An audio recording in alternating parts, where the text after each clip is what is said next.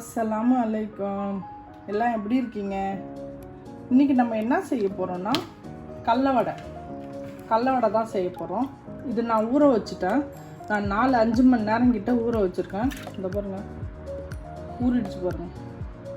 இதை நான் இப்போ தண்ணி போடாமல் நான் 1-2 குறைன்னு நான் அரைச்சிட்டு வரேன். அரைச்சிட்டு உங்களுக்கு நான் காமிக்கிறேன் எப்படி அரைச்சிருக்கேன். இந்த மாதிரி சின்னதாக வெங்காயம் இப்படி கோடு மட்டும் சின்னதாக போடணும். ஆனால் இதை கொஞ்சம் நம்ம பெருசாக போடணும். ஏன்னா நம்ம முன்னெல்லாம் சின்னதாக கட் பண்ணி போடுவோம் வெங்காயம். அது என்ன ஆயிடுச்சு அப்படின்னா தீஞ்சிடுது. அதனால் நம்ம கொஞ்சம் பெருசாக போட்டுக்கணும். நான் புதினா கட் பண்ணியிருக்கேன்.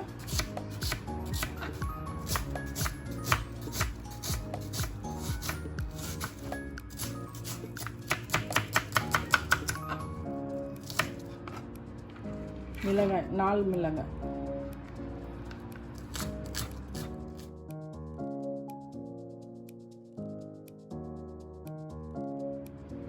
எப்படி அரைச்சிருக்கேன் பாருங்கள். இங்கே பாருங்கள், முழுசாகவும் இருக்கும், அதில் கொஞ்சம் அரைஞ்சியும் இருக்கும். இந்த பாருங்கள் எப்படி முழுசாக இருக்குது. அரைஞ்சது நெய்ஸாலாம் இல்லை, தன்னு இருக்குது பாருங்கள். நான் புதினா தேவையான அளவு போட்டிருக்கேன். வெங்காயம் 1 வெங்காயம், 4 பச்சை மிளகாய், கருவேப்பிலை தேவையான அளவு எல்லாத்தையும் ஒன்றா இதில் போட்டுக்கணும். அதுக்கப்புறம் நான் இதில் போடுறது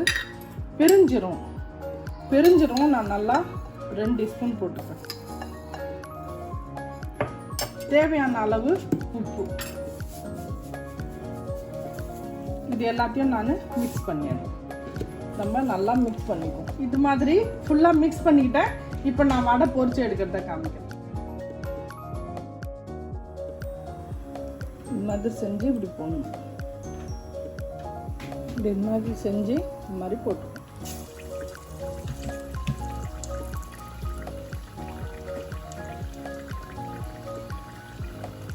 இது எடுத்து இப்படி அமுக்குங்க 2 கையால்.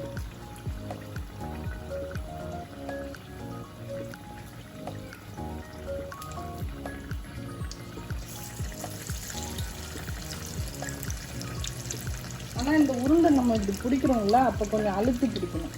அப்போ தான் அது கரெக்டாக இப்படி வச்சு நமக்கு அமுக்கும் போது சரியாக வரும். இந்த அளவுக்கு வெந்தால் போதும். இது இந்த கலரில் இருக்குது. ஆனால் எடுத்தோன்னா அந்த எண்ணெயில் உள்ள சூட்டில் அது நல்லா மொருவலாக ஆகிடும். இந்த பாருங்க,